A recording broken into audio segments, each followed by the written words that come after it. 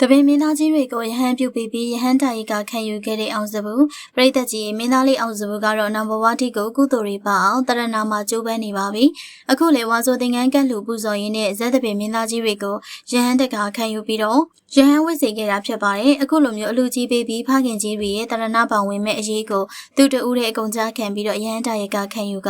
စေတနာအရင်ခံတဲ့ကုသိုလ်ပြုပေးခဲ့တာဖြစ်ပါတယ်နော်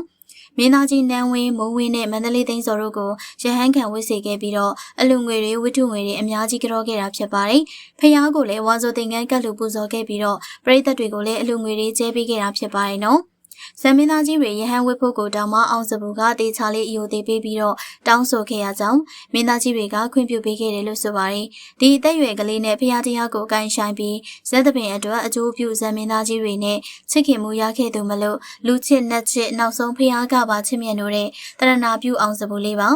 ဒီတော့ပရိသတ်ကြီးရဲ့မင်းသားအောင်စပူကတပင်မင်းသားကြီးတွေကိုရဟန်းခံရှင်ပြုပေးခဲ့တဲ့အပေါ်မှတ်ချက်လေးတွေပြောပြခဲ့ပါအောင်ရှင်။တရဏအကျိုးပြုလုပ်ငန်းတွေရောဇက်တပင်နဲ့အမှုပညာမှာပါပို့ပြီးတော့အောင်မြင်ပါစေလို့ဆုတောင်းပေးလိုက်ရပါတယ်နော်။